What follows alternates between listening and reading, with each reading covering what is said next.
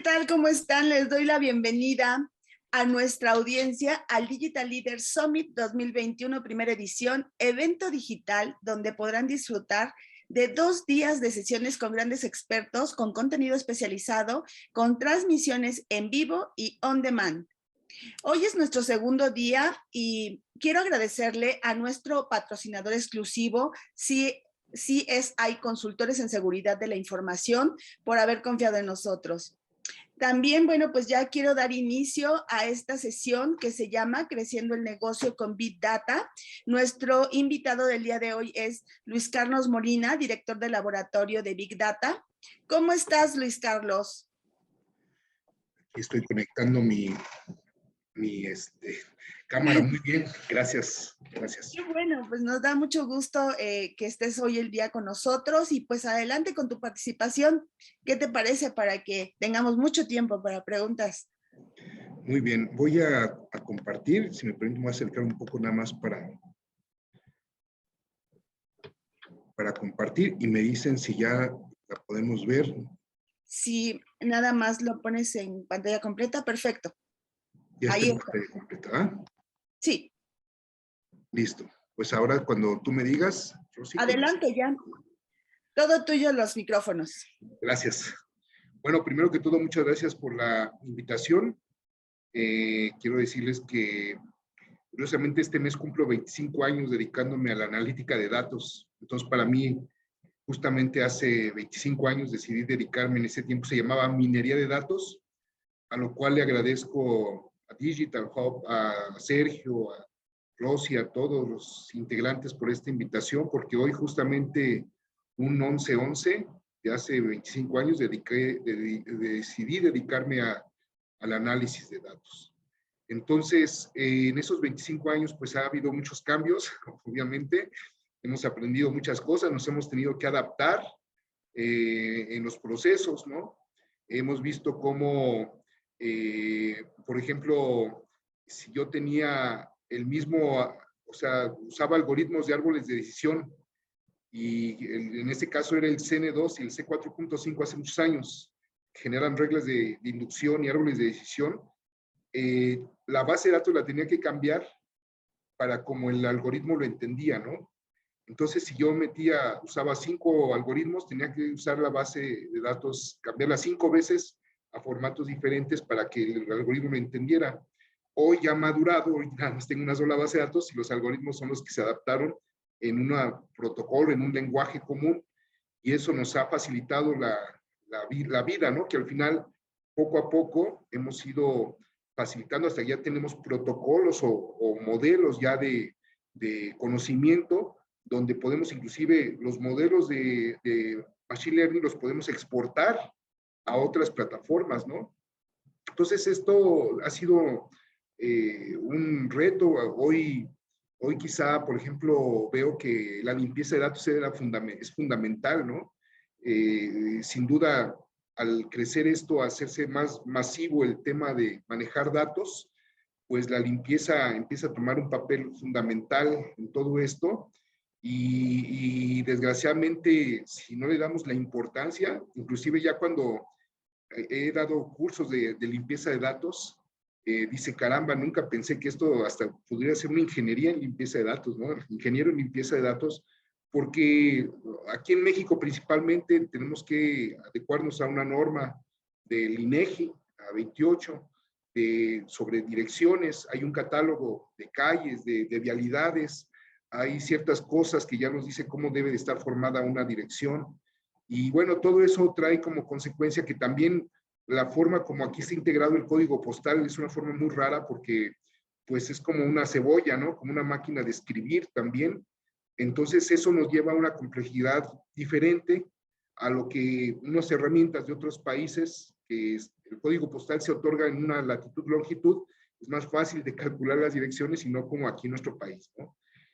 Y bueno, pues al final nos lleva a ciertos procedimientos y bueno, aquí lo que hemos madurado en estos últimos años es el poder cambiar o sea, el poder entender más bien el uso del data warehouse y el uso del big data. Eso yo creo que ya lo vamos entendiendo. Ya tenemos aquí en México más o menos unos 6, 7 años que las empresas comenzaron a incursionar en explorando lo que era Big Data. Y hoy hemos entendido algunas cosas y eso es lo que quiero primero mostrar, ¿no?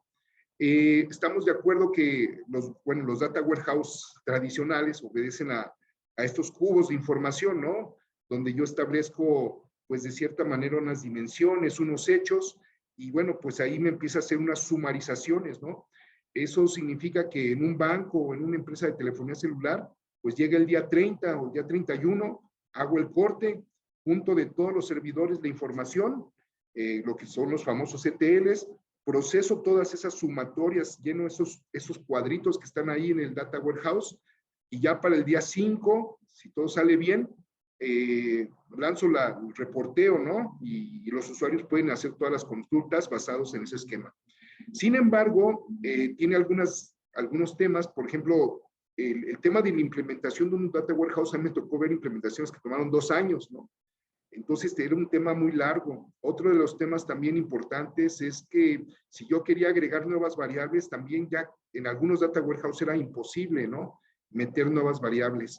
Y más cuando piensen en estas fusiones de empresas que era necesario meter nuevas variables porque nos fusionamos con otras empresas, pues hacía, pues de cierta manera, muy amarrado estaban los data warehouse. Y había una necesidad también, como les decía, esta vista mensual del negocio nos hacía reaccionar tarde a las decisiones, ¿no? Entonces ya cuando surge Big Data, surge con una perspectiva de que yo le podía agregar todas las variables que yo quisiera, ¿sí? Que podía trabajar inclusive lo que le llaman lo no estructurado también a la par, el texto.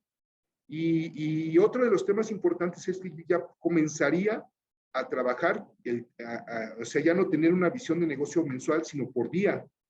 Y eso también hace un cambio muy importante en las empresas porque si yo quiero reaccionar temprano, pues quiero tener la información al día.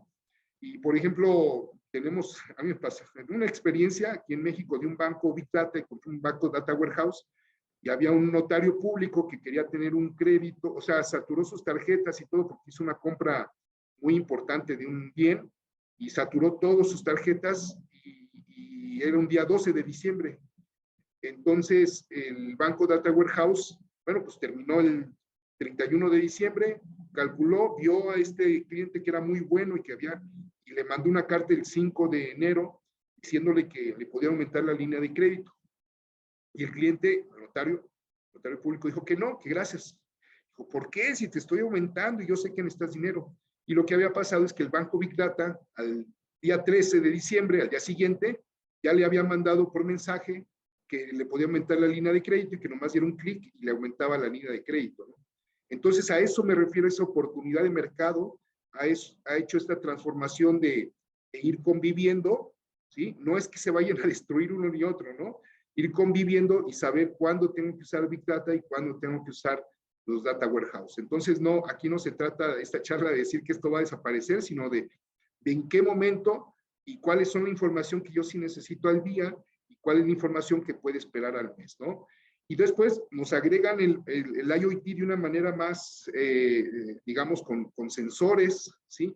Que están monitoreando ciertas cosas y que están mandando información, le llamamos en casi tiempo real, y que está mandando la información con estos sensores y entonces, junto con Big Data, pues hacen una buena mancuerna, de tal manera que ya pasamos a ver procesos, inclusive en tiempo real, ¿no? O en casi tiempo real, por decirlo de alguna manera, con algunos pequeños retrasos, pero también que nos da ciertas oportunidades ya sobre estos procesos de IoT, ¿no?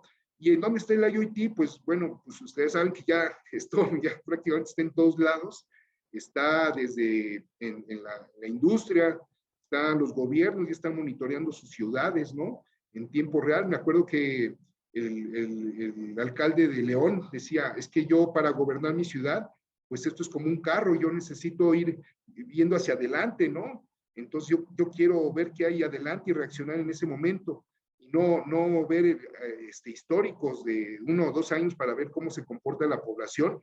Yo no manejo viendo el espejo retrovisor, sino yo veo el tiempo hacia adelante. Y entonces esto es una analogía de que pues ya los datos estadísticos de cierta manera pues tienen su función, pero lo que quieren hoy los gobernantes es el tiempo real, ¿no? Por ejemplo, les voy a platicar un caso. Nosotros instalamos unos aparatos que detectan los decibeles, el ruido, cerca de unas discotecas, o antros, perdón, me quedé en años atrás, ¿no? Hoy los jóvenes dicen antros, cerca de unos antros. Entonces ya cuando llegaba, aumentaban el sonido fuerte, inmediatamente alertaba el IoT, mandaba el Big Data, sacaba la alarma y la policía iba inmediatamente a notificar pues, que le bajaran o a hacer la acción correspondiente, pero ya el ciudadano en sí ya no tenía que llamar y quejarse, ¿sí me explicó? Sino ya era un tema más de proactividad en ese sentido. Entonces, gracias al IoT nos está dando estos mensajes de proactividad y no de reactividad como se venían manejando en estos momentos, ¿no? Ahora, ¿qué he aprendido en estos 25 años? Bueno, pues ha habido un cambio muy importante porque antes nos decían, bueno, aquí te va la base de datos y a ver qué puedes encontrar, ¿no? Y hoy es importante comenzar desde una pregunta de negocio. Eso es lo más importante. Todos los proyectos analíticos, si quieren que sean un éxito, deben de comenzar con una pregunta de negocio. Entonces yo tengo que, de cierta manera, al usuario al negocio, por decirlo de alguna manera, lo tengo que capacitar en formular buenas preguntas de negocio y por otra parte al científico de datos, en este caso, lo tengo que preparar para que se acerque más al negocio. Entonces, que existen estas simbiosis entre los dos y no como antes se hacía de que, te entrego el trabajo dentro de 2 meses o dentro de 6 meses y ahí nos vemos, ¿no? Sino que hoy se está trabajando más a la par, intentando resolver estas preguntas de negocio. Ok, entonces, ¿qué es una pregunta de negocio?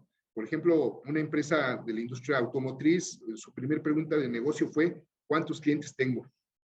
Sí, porque él sabía cuántos coches, pero a la hora de vender, porque un cliente podría comprar vehículos en diferentes concesionarias, hay que recordar que hay un tema muy interesante que nadie lo platica, pero es la historificación de los negocios. O sea, ¿cuánto yo tengo que tener de histórico para poder modelar mi negocio?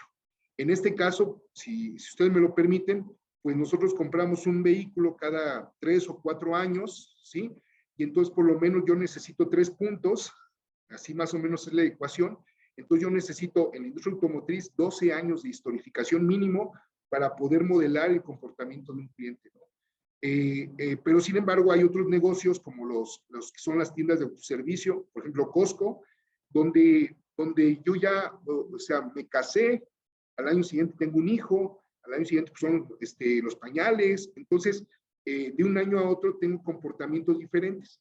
Entonces la historificación de este negocio es máximo un año, ¿sí? Esto es bien importante y esto nadie lo platica, pero justamente por ahí va el tema, porque la pregunta de negocio va muy vinculada a la historificación del caso o del negocio. En este caso, este cliente,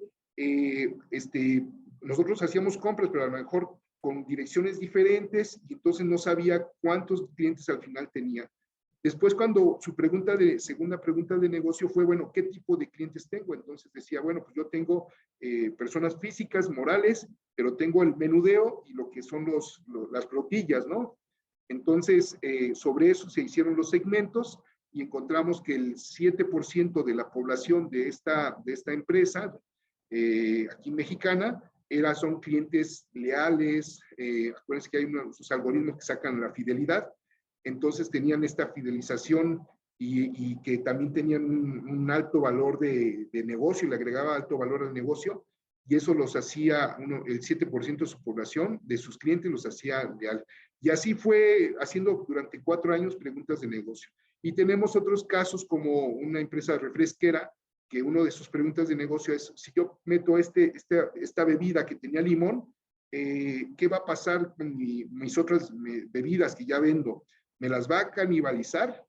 O en su defecto, va a ir como un valor agregado dentro de la cesta del cliente, ¿no? Entonces, son esas preguntas de negocio que son importantes, que se tienen que realizar, y depende de qué, pues depende de cuánto es la monetización del caso, cuánto dinero me va a dejar, de los aspectos políticos que muchas veces internos, ¿no? Me refiero a que yo trabajo en una una organización privada no deja de tener aspectos políticos la organización, ¿no? También el sentido de urgencia, ¿no? Cuando fue el COVID, pues inmediatamente teníamos que analizar este tema de manera rápida. También el costo de las respuestas, cuánto me va a costar, cuánta gente, qué infraestructura, qué debo de tener para llegar a esta respuesta. Si los datos están conmigo, tengo que solicitarlos, ¿no? Que también es bien importante. Si están conmigo, pues ya de cierta manera tengo un proceso controlado, pero si no, pues voy a tener algunos problemas, ¿no?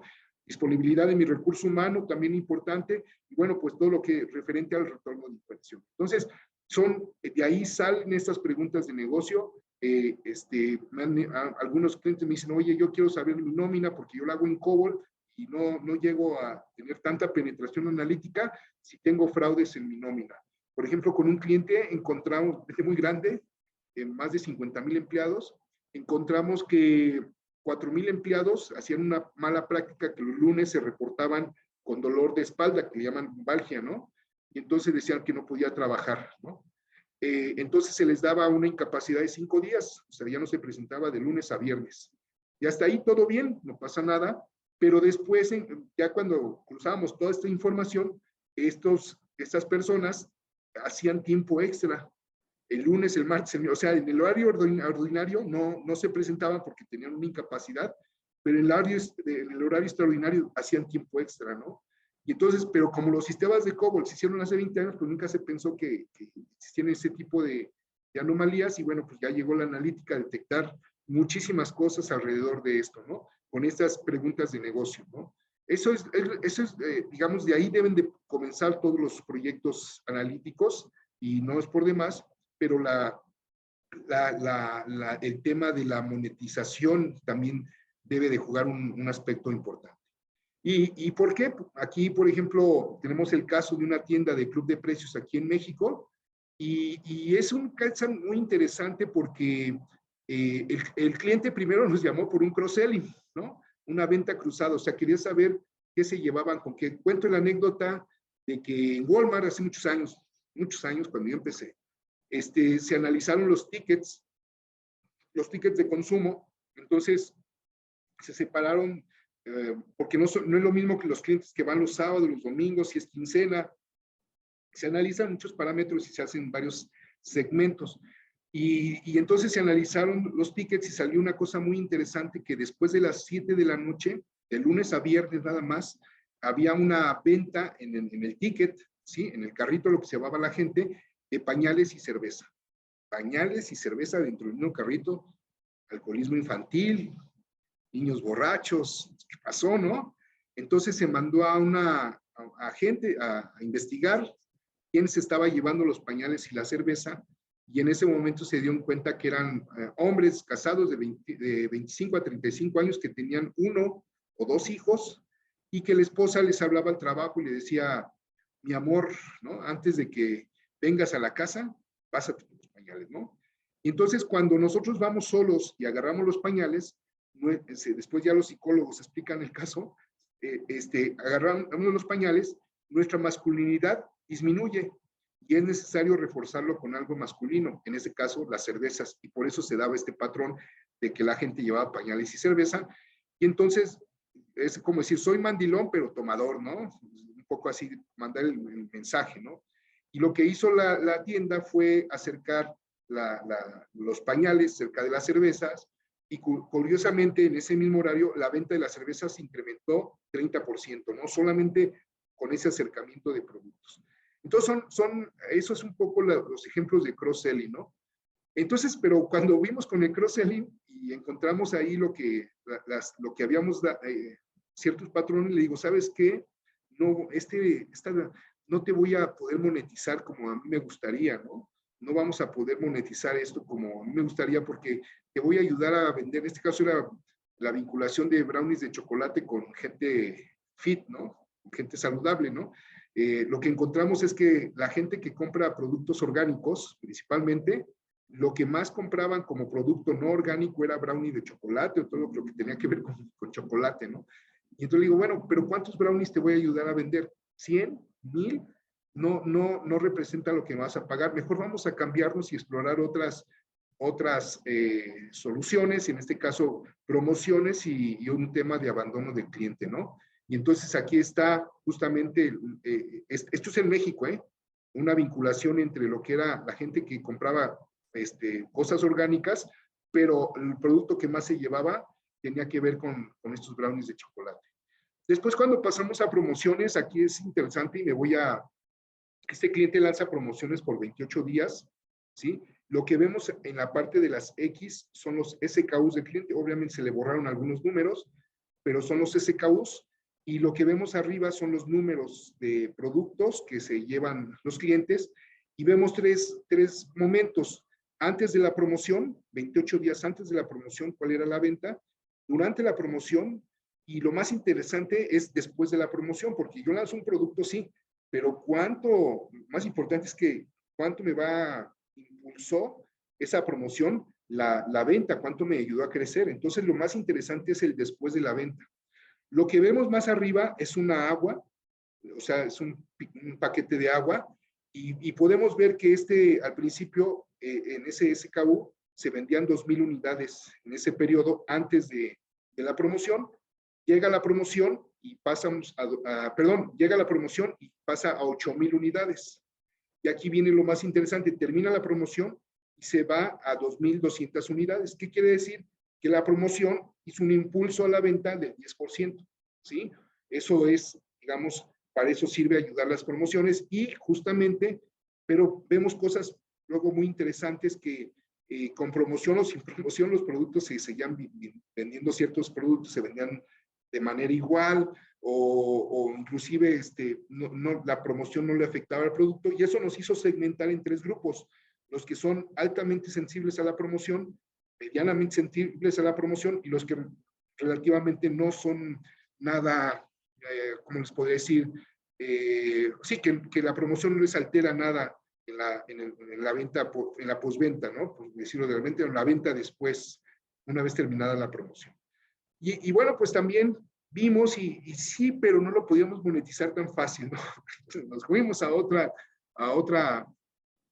perdón, bueno, aquí también algunos datos interesantes es que podíamos ver también quienes compraban sin promoción, durante la promoción y después de la promoción todo el tiempo.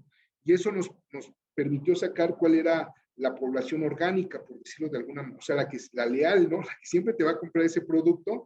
Y obviamente, como acuérdense que el club de precios hay membresías, entonces es muy fácil identificar a las personas. Y ya nos decía sus características, su edad, cuántos años de antigüedad tenían en la tienda, de dónde venían y el monto que habían acumulado en la venta anualizada, ¿no? Entonces, esto nos dio sacar la población orgánica, o sea, los leales. Por otra parte, cuando vemos la población que cuando está la promoción, le llamamos la especulativa, ¿sí? Y en medio, pues ya había que jugar con ese bando. Entonces, nos sirvió mucho para sacar por SKU, por producto, esos 3 grupos, ¿no? La orgánica, la especulativa, y bueno, pues franja en medio que había que entenderla mejor, ¿no? Entonces, nos trajo muchas informaciones alrededor de esto. Veíamos, por ejemplo, la cereza roja, perdón. Me acuerdo que no se vendía nada, pero la ponían de promoción y vaciaban, pero porque se venían de acá del mercado de abastos o de lugares a comprar cereza ahí a esa tienda. Y entonces era un producto altamente especulativo, ¿no? Y entonces así podíamos ver también cuáles eran los clientes que también siempre compraban en la promoción, ¿no? O sea, no compraban digamos, cuando no había promoción, y cuando había promoción, sí había clientes que compraban, digamos, que les gustaba mucho comprar promociones en esa tienda, ¿no?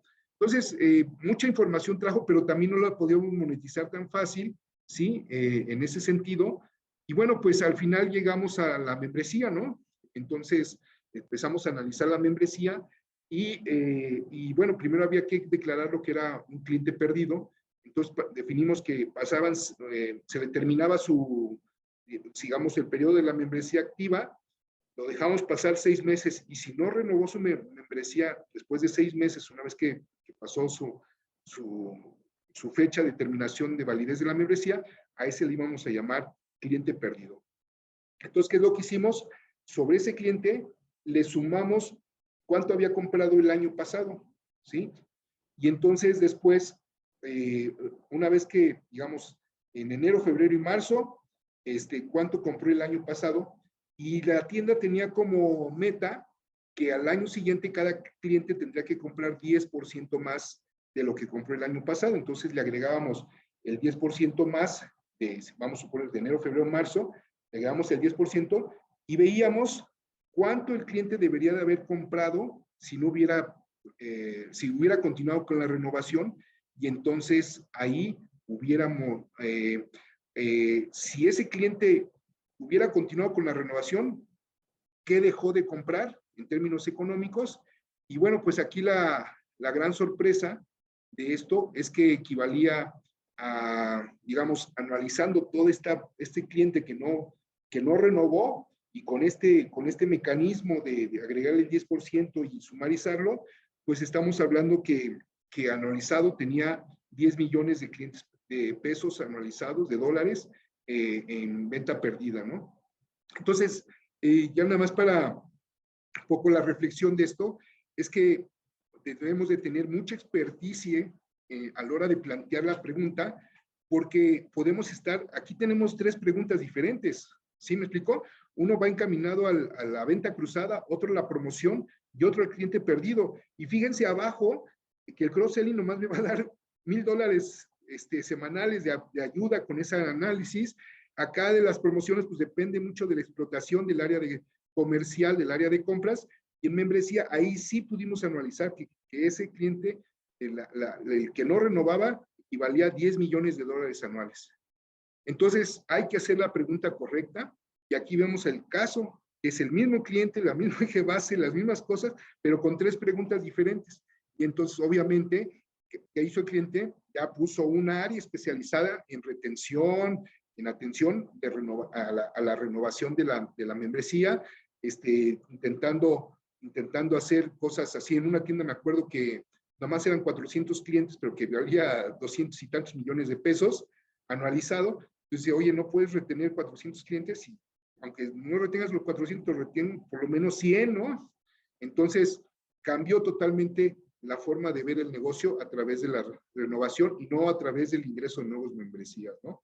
Entonces, son casos que en este mundo, en este negocio, podemos ver alrededor de eso. Aquí me voy a atrever a hacer una investigación. Hice una investigación que me tomó 8 años, perdón y que diga qué tiene que ver esto, pero sí es importante porque es parte de nuestra formación.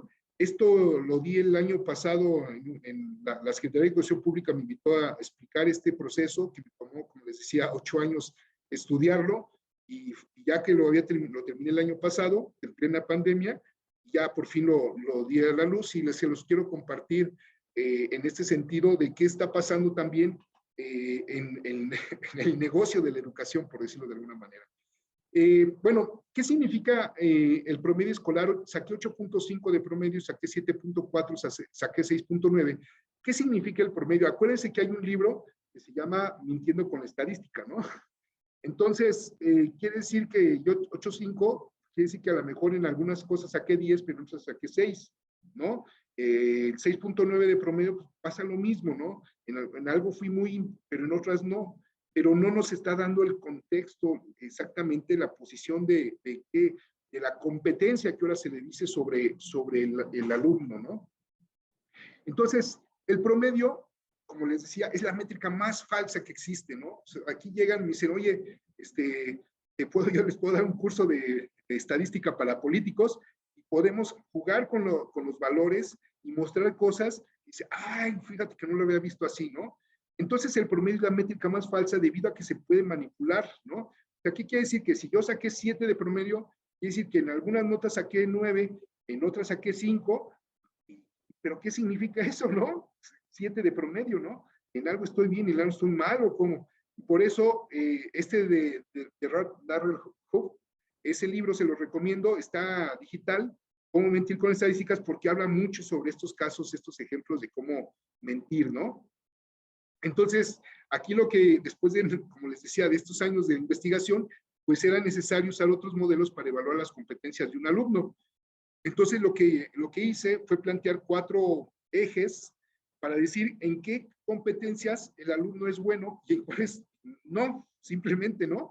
Entonces, pero ¿qué creen? Aquí lo interesante es que junté, porque yo tenía el acceso a la base de datos de la Secretaría de Educación Pública, desde el alumno, desde primero de secundaria hasta tercero, perdón, desde primero de primaria, desde que tiene 6 años, hasta tercero de secundaria, y después el examen de Comipens.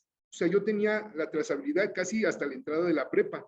Entonces, ¿qué es lo que hice? Con esos 4 ejes, me fui yendo desde los 6 años, 7 años, 8 años, así hasta los 15 años, y en la entrada al Comipens.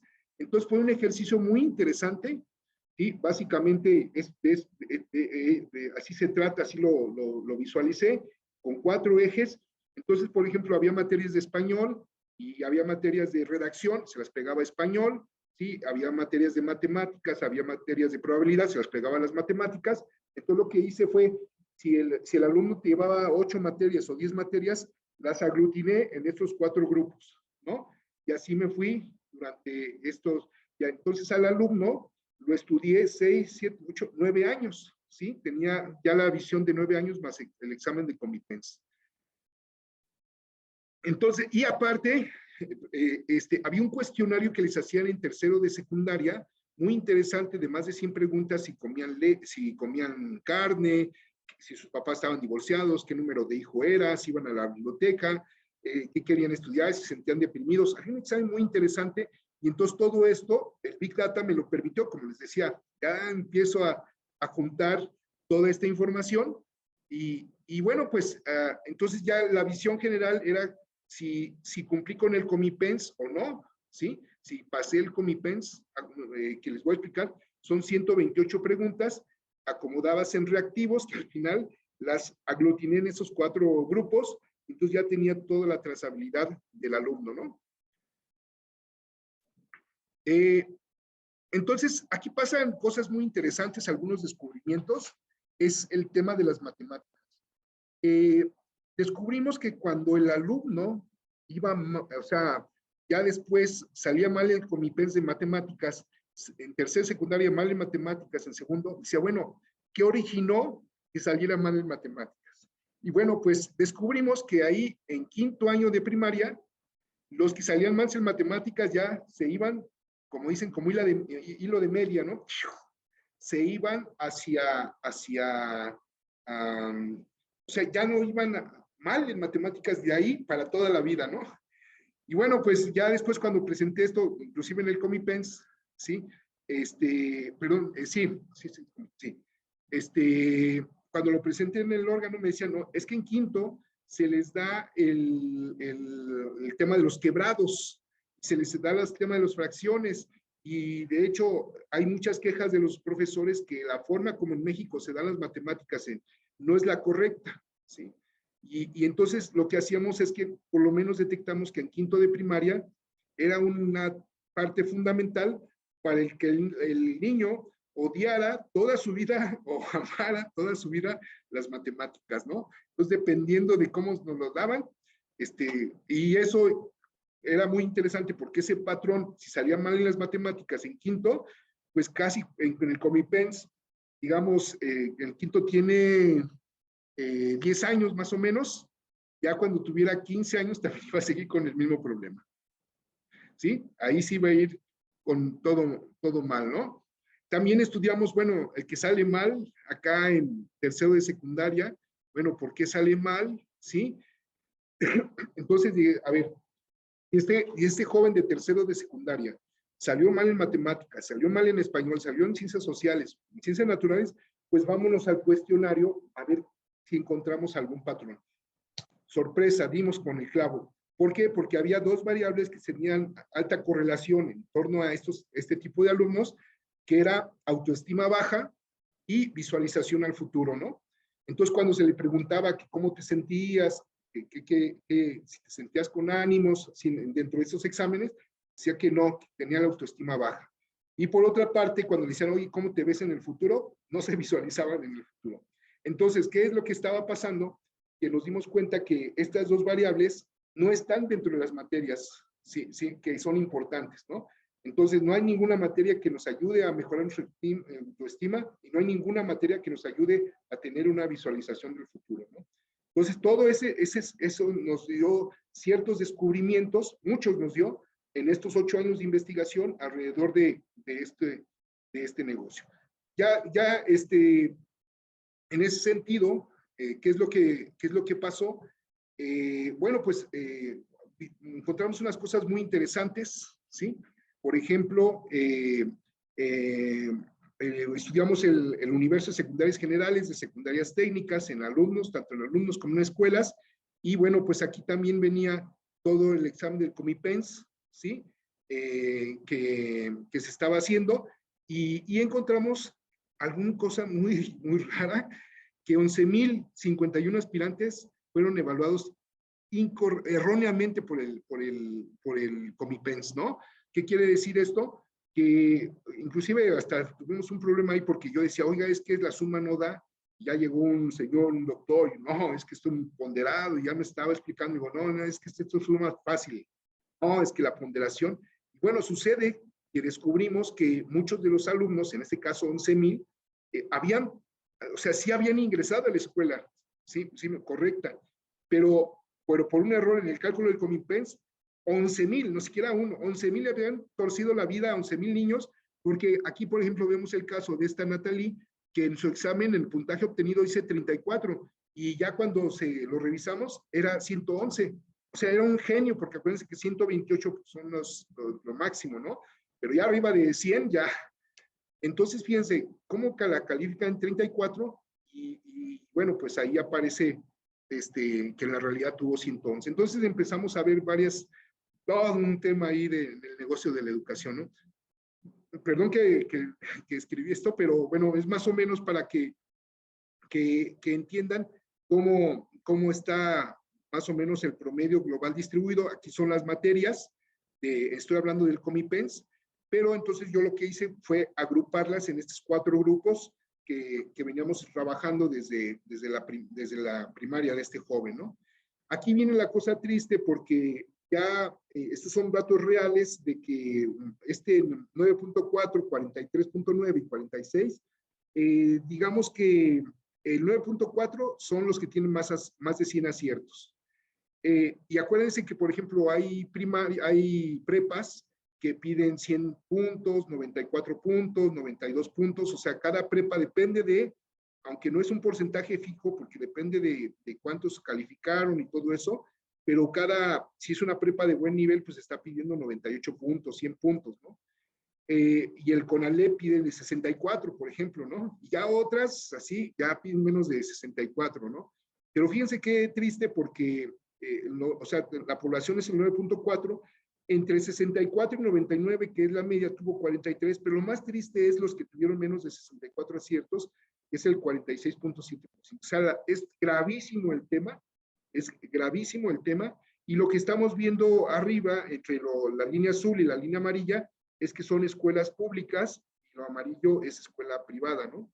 Entonces sí vemos que también la escuela privada, o sea, por lo menos hace que no tengamos tantos alumnos con una deficiencia académica, ¿no?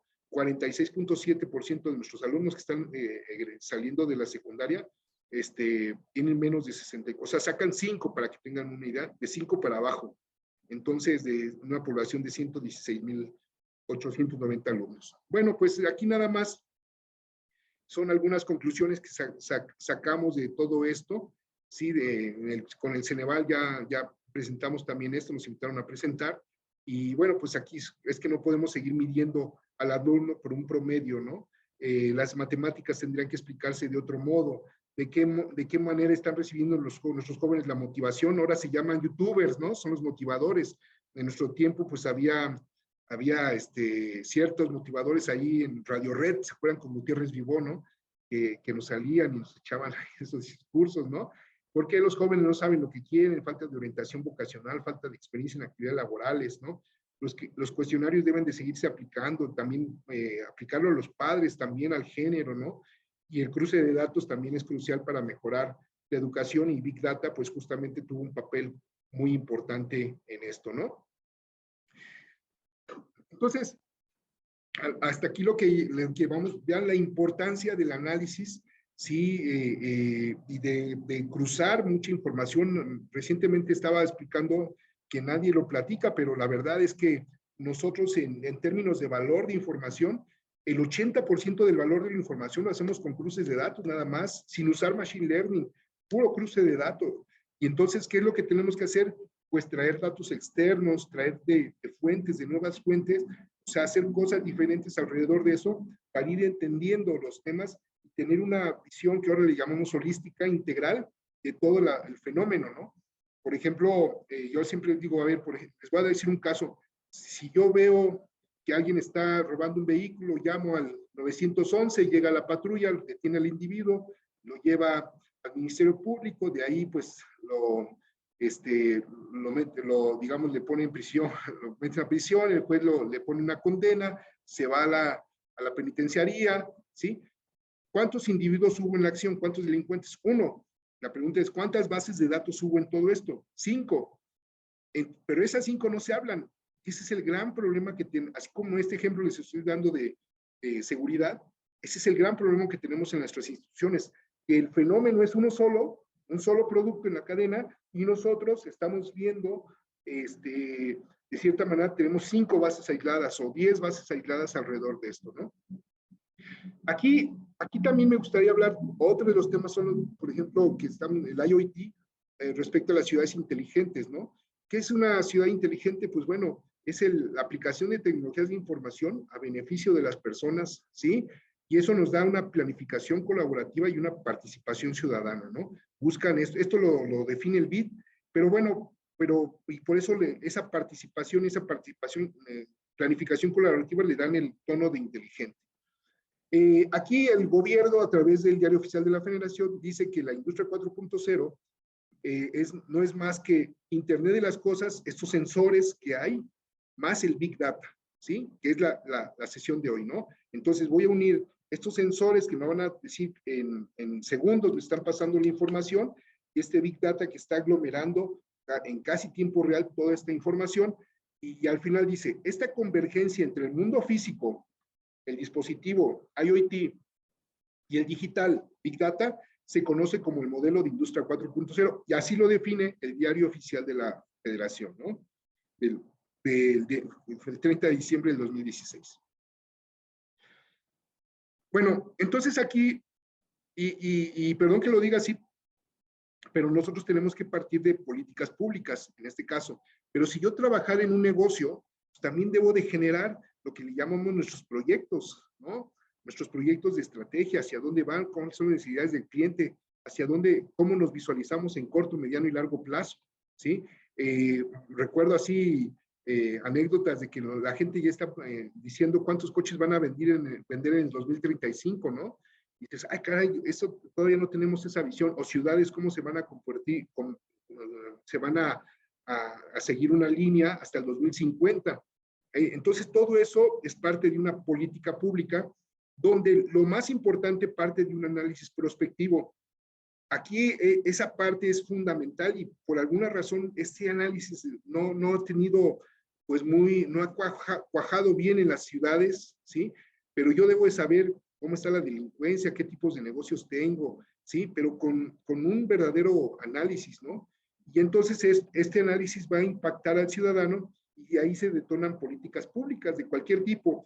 Y dentro de esas políticas públicas va a haber una que sea una donde se requieren dispositivos de IoT, donde tenga este Big Data, pero lo más importante, donde tenga esa reacción, esa reactividad, ¿sí? Con esos elementos adaptativos de inteligencia y que se ejecuten, ¿no? O sea, que realmente, si, como decía, ¿de qué sirve poner un micrófono que esté detectando el sonido del ruido que producen los antros, si la patrulla no va y les dice que paren, ¿no? Entonces se tiene que hacer todo un círculo que no necesariamente es tecnológico, también es operativo, también es de procesos, ¿sí? Entonces, si yo no hago eso, pues la verdad, el impacto que vamos a tener, pues no va a cerrar el círculo. Bueno, pues aquí también viene el tema de gobierno, que aquí también es importante que dice, oye, ¿tu especialidad es el IoT? O sea, tú te ves con personas ahí trabajando, gobierno en IoT. No, yo lo que quiero es darle un mejor servicio a los ciudadanos en tiempo real, pero mi negocio no es el IoT. Y ahí es donde comenzamos a perdernos, porque tenemos que dejar muy claro qué parte es de la empresa, qué parte es del gobierno y qué parte es de contratar a un integrador tecnológico, ¿sí? Entonces, en este caso, el análisis prospectivo es del gobierno, el ciudadano es del gobierno, las políticas públicas las genera el gobierno, pero ya que detectó esa política pública, después el IoT, el servicio de IoT, el servicio de Big Data, el servicio de inteligencia lo tiene que hacer alguien especializado en eso. El gran error sería que el gobierno lo hiciera. ¿Por qué? Porque no es un negocio y es un tema muy complejo. Al final el gobierno, por eso le digo, ¿qué es lo que quiere el gobierno? ¿Administrar el IoT o responderle al ciudadano en términos de ruido, de contaminación, de movilidad? Yo creo que es de movilidad, de ruido. Entonces, que está usando esta herramienta, pues que se use. Y por último, pues justamente viene la ejecución para cerrar este círculo, ¿no? Entonces, ¿qué conceptos hay en IoT? Bueno, pues vamos a separar en 4 grandes grupos porque están los sensores, la parte física, donde vamos a medir la temperatura, la humedad, la acústica, los gases, la velocidad, la movilidad, la contaminación, el agua. Sí, podemos medir muchas cosas con esos sensores. Perdón. Y luego está el tema de comunicaciones, están diferentes modelos, por decirlo de alguna manera, donde ya yo quiero tener mi propia red, pues hago mi LoRaWAN, ¿no? Si yo quiero ya contratar una red mundial, pues me voy a Sigfox, donde me permite mandar 10 mensajes por día, ¿no? O ya tener ya tecnología 4G o LTE, ya con SIMs de datos, y bueno, pues que estén trabajando en esos modelos. Y después viene el almacenamiento, debo decidir si lo voy a hacer en la nube o lo voy a hacer on-premise. Y por último, la analítica, que es lo importante, para ir respondiendo, ir viendo todos estos patrones que se pueden presentar con esto que van capturando los sensores, ¿no? Esto digamos que son los componentes que se requieren para hacer un análisis, ¿no? Y bueno, pues como les decía, en almacenamiento están, oye, me voy a poner en la nube, no me lo voy a poner, on-premise, son las primeras preguntas que me tengo que hacer, y o tengo sistemas híbridos, ¿no? Entonces, es interesante porque ya entrando en el mundo del IoT, hay fabricantes que generan sus datos del sensor, pero no lo mandan al integrador, sino lo mandan primero a su nube. Y el integrador tiene que ir a la nube del fabricante por ellos y bajarlo. ¿Sí? Esa parte ya es la parte fina que nadie nos comenta, pero no crean que sale el dato y yo lo voy a capturar en mi gateway y lo voy a analizar. No, muchos integradores lo suben a sus nubes. Y ahí viene otro problema, ¿no? Porque tengo que generar un SDK, tengo que generar ciertos componentes de conexión a la nube del fabricante para traerme mis datos, ¿no? Aquí les traigo un ejemplo de lo que fue la licitación pública del municipio de León. Es un proyecto que tuvimos la fortuna de que nos los adjudicaran. Sí, curiosamente, por azares del destino, no nos percatamos y perdimos la primera licitación, la primera convocatoria. Afortunadamente se declaró desierta y en la segunda ya entramos y ya nos lo llevamos, ¿no? Pero aquí lo que compraron es un servicio de sensores, es la inversión más grande que ha habido en estos temas. Era un modelo de prestación de servicio durante 28 meses, acaba justamente este mes termina el servicio, y había 4 áreas donde se había que trabajar. Una es el medio ambiente, con el control de calidad de aire, la contaminación acústica, el mapa de ruido, como estoy diciendo, la movilidad, control y gestión del tráfico, obra pública, que es una parte donde las luminarias antes se encendían manualmente, y lo que hicimos fue crear circuitos automáticos para que se generaran de manera, por decir algo, en una computadora se pudieran encender todas las luminarias, ahorrando estos picos de que muchas veces a las 7 suban toda la cuchilla, pues a las 7 y se genera un pico que ustedes saben que CFE lo castiga bastante, ¿no? Pedían protección IP67 y la empresa debería ofrecer al término del periodo contratado la adquisición del hardware del municipio por el valor residual de $1. Y el proyecto fue de 66 millones con IVA incluido mediante pagos mensuales, ¿no? Bueno, pues al final aquí están ciertas características que ya nos pedían, donde viene el ambiental, 6 estaciones con 13 medidas cada una, con términos de envío de información cada 5 minutos. Opa, cada 5 minutos. Entonces ya elimino Sigfox, ¿no? Ruido, 20 estaciones, transmisión cada minuto, Sigfox de descartada, movilidad, 50 sensores, transmisión cada 5 minutos, telegestión, 320 medidores cada 15 minutos. Entonces eso nos llevó a tener solamente la telefonía de 4G, ¿no? Para transmisión, por el requerimiento que estaba en la licitación. Y bueno, pues aquí la visualización la hicimos con una herramienta Bélgica, que la acaba de comprar recientemente Hexagon, americana, que se llama Luciad, ¿no? Entonces, estuvimos viendo cuáles nos convenían. Además, teníamos 4 meses para la implantación del proyecto. Entonces, LoRa también se nos hacía muy complicado porque ya íbamos a tener 2 problemas, instalar la red, instalar los IoT. Entonces, decidimos irnos directamente. Además, ya tenemos mucha experiencia. Yo había ido al Congreso, habíamos ido varias veces a congresos de Barcelona, de IoT, de Atlanta. O sea, ya veníamos con bastante experiencia alrededor de esto, ¿no? Y aquí bueno, pues aquí está la generación de la estrategia tecnológica. Primero fuimos con los usuarios a entender qué era lo que querían. Fuimos al mundo prácticamente a buscar las tecnologías en todo el mundo, que ya más o menos las tenemos identificadas. Hicimos la importación del dispositivo, planeamos toda la información, configuramos, instalamos las comunicaciones. Y fíjense qué curioso, que el almacenamiento y la visualización, que es la parte de Big Data, pues van al final, pero se tuvo que hacer todos los procesos previos para llegar a la parte de Big Data, ¿no? Y entonces, al final, de parte de nosotros, sumando, esto nos daba un equipo de 37 personas las que colaboramos en este proyecto. Aquí esta parte entonces lo que les quiero decir es que estamos uniendo la parte del IoT con el Big Data, y aquí está la parte de IoT, ¿sí? Donde justamente nos llegaban ¿cómo se llama? Los dispositivos de todo el mundo, ¿sí? Los juntábamos, les poníamos los SIM, programábamos su IP, todo, algunos códigos de programación había que insertarles, y bueno, pues aquí ya nos subíamos alrededor de esto. Aquí les traigo un video.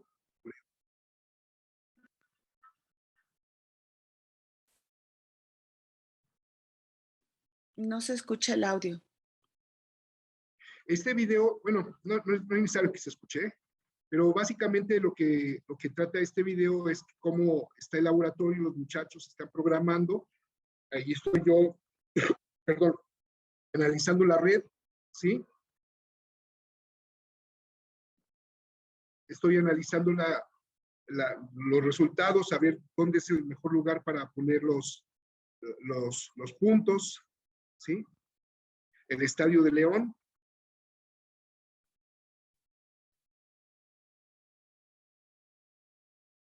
Voy a adelantar un poquito más. Ahí ya los dispositivos fijos. Ahí los diferentes sensores que se colocaron en todos estos lugares.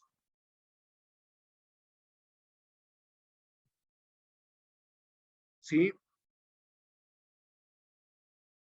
Y ahí ya los ingenieros ya capacitados, porque no es fácil también poner un sensor, hay que capacitarse, certificarse en ponerse estos sensores, y bueno, pues ya ellos ya tenían toda la capacitación de parte del fabricante para este fin.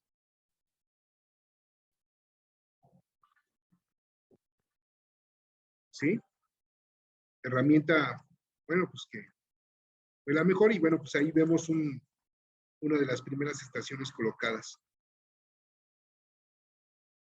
Este es el sensor el control eléctrico, ¿no? De las luminarias.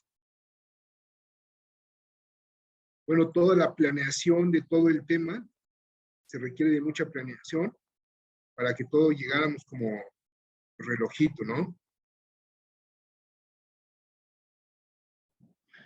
Bueno, otra de las cosas importantes alrededor de esto fue el hecho de que nosotros teníamos que monitorear en tiempo real los sensores, o sea, la transmisión, los sensores, ¿no? Entonces generamos unos dispositivos, eso ya es tecnología hecha en casa, que nos ayudaba a monitorear los SIMs de los más de 400 SIMs en tiempo real, para ver si algún SIM se caía o dejaba de transmitir, inmediatamente en una plataforma nos estuviera alertando, ¿no? Alrededor de esto. Y bueno, pues aquí es parte de la tecnología que usamos, ¿no? Aquí ya Es el Big Data, pero en ¿cómo se llama?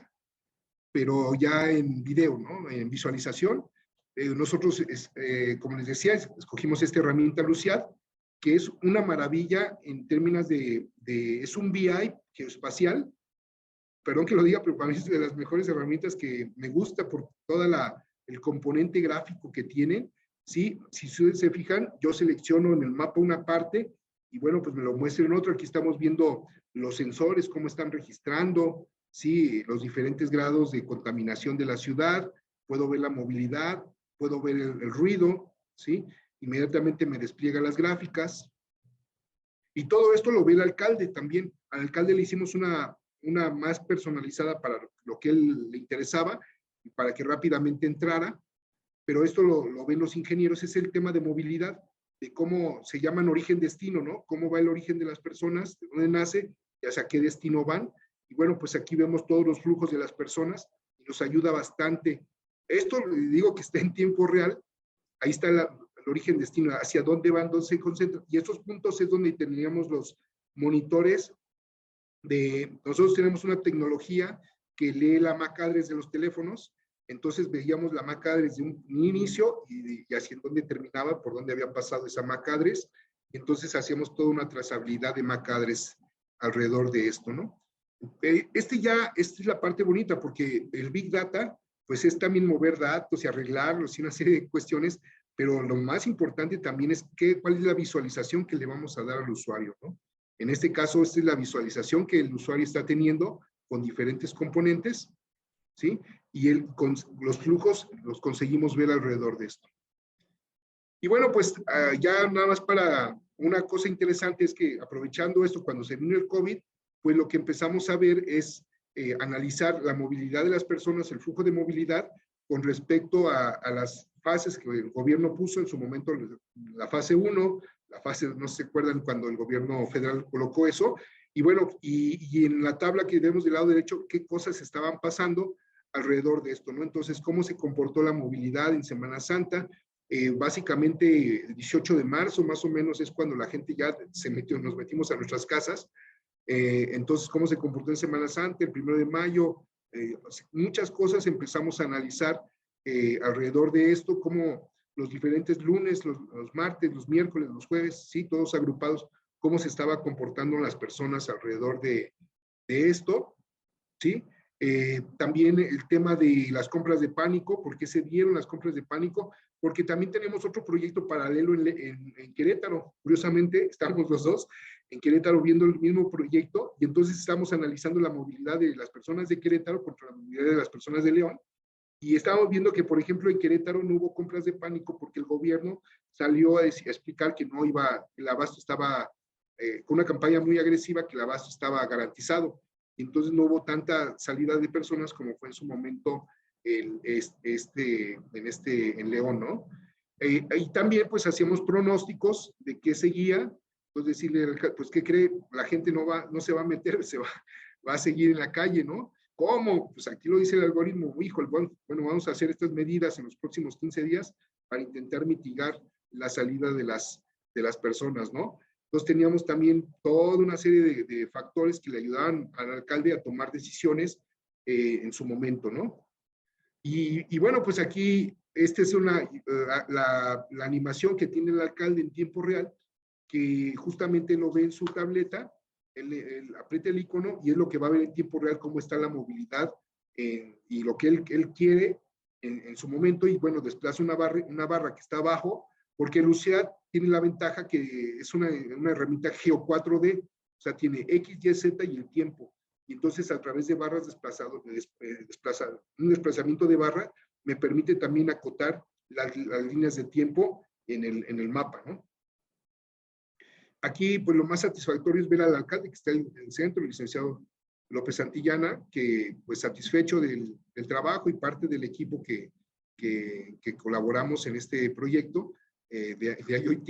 Y bueno, pues para que vean que el tema sí es, cuando dice el IoT, no es fácil, es un tema muy complicado, y cuando viene Big Data y todo esto, pues se requiere de muchas especializaciones alrededor de esto, bastantes especializaciones, que no es fácil también para una empresa, si no tuviera todas estas características, de tantas especializaciones a hacer estos proyectos con este alcance, ¿no? Y bueno, pues estas fueron las conclusiones del proyecto, ¿no? Que sin duda el proyecto de León es uno de los más grandes de América Latina. Nuestros servicios digitales para los ciudadanos están informándolos en tiempo real. Por ejemplo, el tema de evitar los picos de energía, porque ya se hacía de una forma del arranque de las luminarias de manera más controlada. Arráncate esta sección, este segmento, arráncate este segmento, evitando el pico, pues más o menos trajo al municipio un ahorro de 12 millones de pesos al año, ¿no? Estimamos que en México solamente existen de 5 a 6 municipios que pueden emprender este tipo de iniciativas, ¿sí? Los demás no vemos que puedan tener este tipo de, tanto económica, por diferentes motivos. El IoT debería ser el resultado de una política pública municipal y no partir de una iniciativa tecnológica. Esto es fundamental. ¿Sí? Si yo llego vendiendo IoT, pues no lo voy a vender. Necesito encontrar la política pública que sea donde el IoT pueda responder y pueda cubrir y pueda, de cierta manera, satisfacer al ciudadano, ¿no?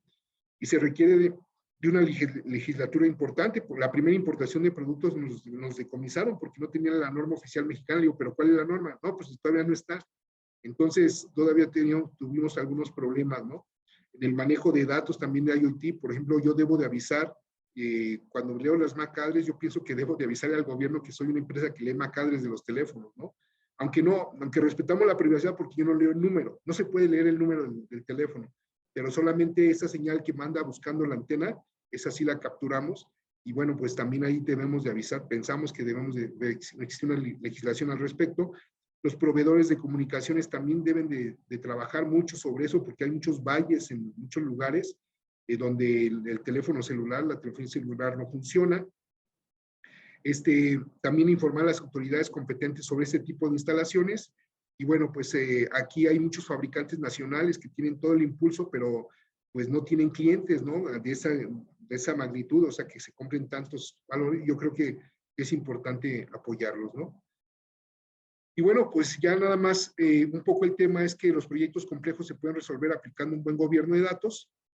Los proyectos analíticos deben incorporar preguntas de negocio desde su inicio. Y bueno, pues en este tema de Big Data, la monetización es importante, ¿no? Para una organización. Y bueno, recientemente en una empresa mexicana en la industria lechera, haciendo un tema de Big Data que le ayudamos, le encontramos una oportunidad de negocio de 4,500 millones de pesos, ¿no? Que es lo que más he monetizado en estos términos personalmente, ¿no? Y bueno, pues hasta ahí es un poco la charla que les quería dar, compartirles estas experiencias alrededor de esto. Muchas gracias.